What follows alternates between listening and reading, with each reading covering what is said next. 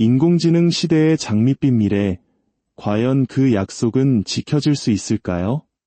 최근 뱅크 오브 아메리카는 2030년까지 인공지능 데이터 센터 시장이 현재보다 5배 이상 성장하여 무려 1.2조 달러, 우리 돈으로 약 1600조 원에 달하는 거대한 시장이 될 것이라는 낙관적인 전망을 내놓았습니다.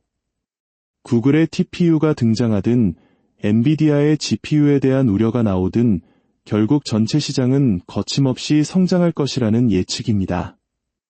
실제로 대부분의 보고서들은 AI 데이터 센터 시장이 매년 25%에서 30%씩 성장할 것이라고 입을 모읍니다.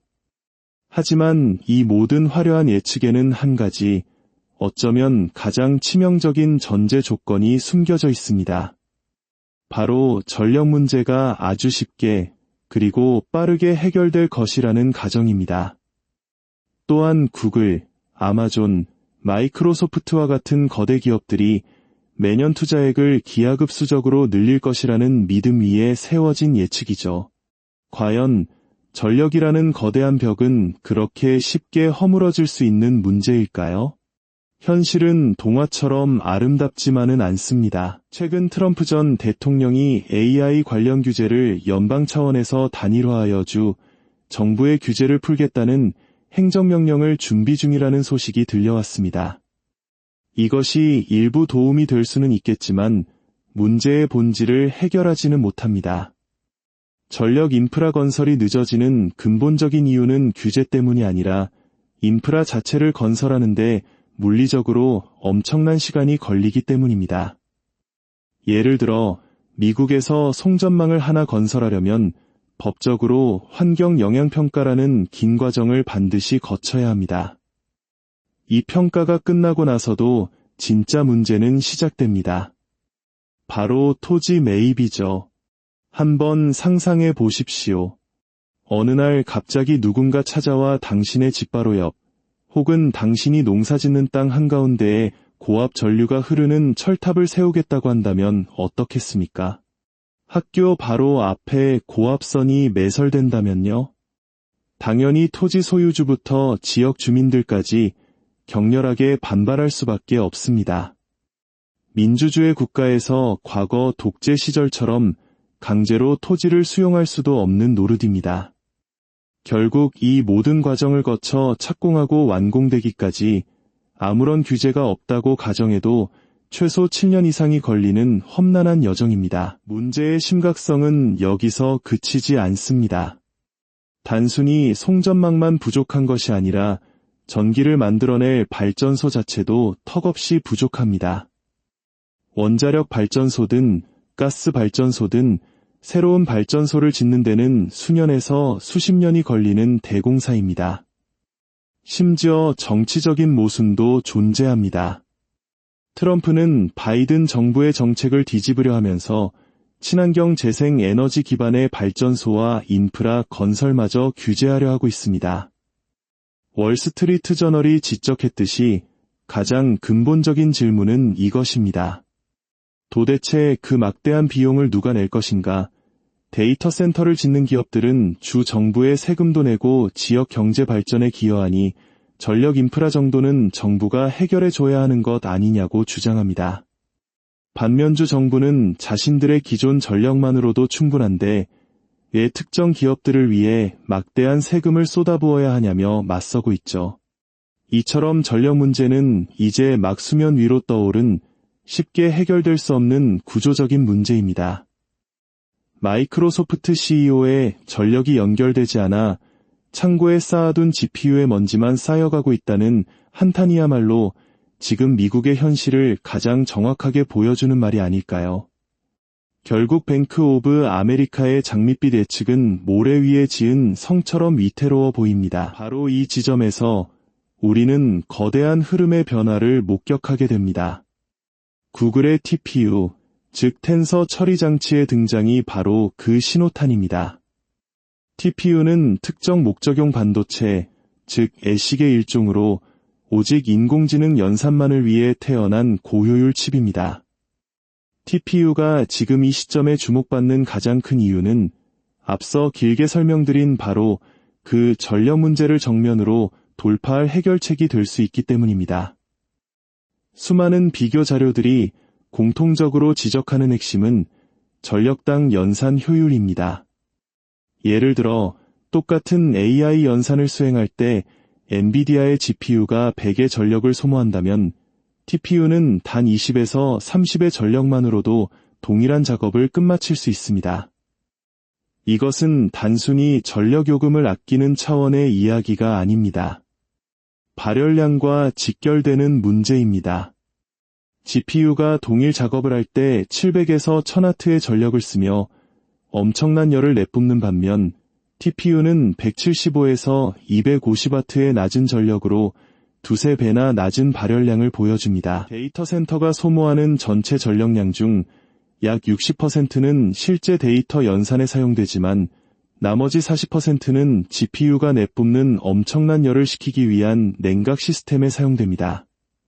즉, 배보다 배꼽이 더 큰 상황이죠. 하지만 GPU 대신 TPU를 사용하게 되면 이 냉각 비용까지 포함한 통합 전력 사용량을 무려 두세 배 이상 줄일 수 있게 됩니다. 기존 전력의 3분의 1만으로도 동일한 혹은 그 이상의 성과를 낼 수 있다는 계산이 나옵니다.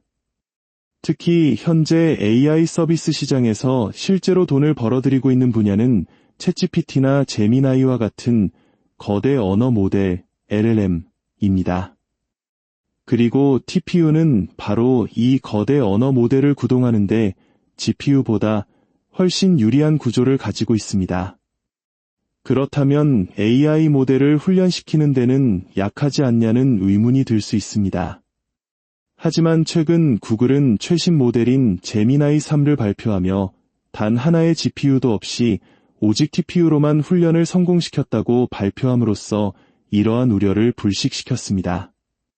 본질적으로 GPU는 원래 그래픽 처리를 위해 만들어진 범용칩을 AI에 맞게 소프트웨어로 최적화한 것이라면 TPU는 태생부터 AI 연산이라는 단 하나의 목적을 위해 하드웨어 구조 자체가 최적화된 말 그대로 선수인 셈입니다. 그렇다면 왜 지금까지 비효율적인 GPU를 계속 써왔을까요?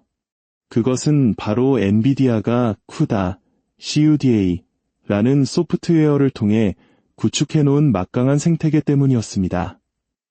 AI 개발자의 90% 이상이 사용하는 파이토치라는 개발 도구는 CUDA 위에서 가장 잘 작동하도록 만들어졌고 CUDA는 당연히 엔비디아의 GPU 위에서만 돌아갔습니다. 개발자들은 전력 효율이 떨어지는 것을 알면서도 이 강력한 생태계에 묶여 어쩔 수 없이 GPU를 사용해왔던 것이죠. 하지만 최근 구글이 이 코드를 실시간으로 번역하여 CUDA 없이도 파이토치를 TPU에서 직접 구동할 수 있는 기술을 개발하면서 엔비디아의 철옹성은 마침내 무너지기 시작했습니다. 이제 개발자들은 굳이 비효율적인 GPU를 고집할 이유가 사라진 것입니다. 결국 전력이라는 물리적 한계는 무조건적으로 데이터 센터를 늘리던 묻지마 투자의 시대를 끝내고 TPU와 같이 전력당 효율이 높은 똑똑한 투자의 시대를 열고 있습니다. 이러한 거대한 흐름의 변화를 이해하기 위해 우리는 잠시 19세기 미국의 철도 개발 시대로 시간여행을 떠나보려 합니다. 이 역사 속 이야기는 놀라울 정도로 지금의 상황과 닮아 있습니다. 이 중요한 통찰의 여정을 시작하기에 앞서 만약 저희의 분석이 여러분의 시야를 넓히는 데 도움이 된다면 잠시 시간을 내어 구독과 좋아요를 눌러주시면 감사하겠습니다. 여러분의 작은 클릭 하나가 저희가 더 깊이 있는 지혜를 나누는데 큰 힘이 됩니다. 이 지식이 여러분의 투자 여정에 축복과 행운을 가져다 주기를 기원합니다. 19세기 미국, 철도는 곧 부의 상징이었습니다. 당시 사람들은 철도라는 인프라만 깔아두면 그 위를 지나는 기차들로부터 평생 이용료를 받으며 부를 축적할 수 있을 것이라 믿었습니다. 마치 오늘날 우리가 데이터 센터를 지어두면 AI 서비스 기업들로부터 막대한 돈을 벌 수 있을 것이라 기대하는 것과 똑같습니다. 너도 나도 은행에서 막대한 대출을 받아 철로를 깔기 시작했습니다. 지금 많은 기업들이 빚을 내서 데이터 센터를 짓고 그 안에 비싼 GPU를 채워넣는 모습과 정확히 겹쳐 보이죠. 문제는 철로를 건설하는 기술을 가진 기업과 철강 같은 원자재를 공급하는 업체가 한정되어 있었다는 점입니다. 지금의 엔비디아나 AMD 같은 기업들이 바로 그 역할을 했던 셈이죠. 철도를 깔고 싶어하는 투자자는 넘쳐나는데 공급은 부족하니 당연히 건설 비용은 천정부지로 치솟았습니다. 엔비디아 GPU 가격이 폭등했던 것과 똑같은 현상입니다.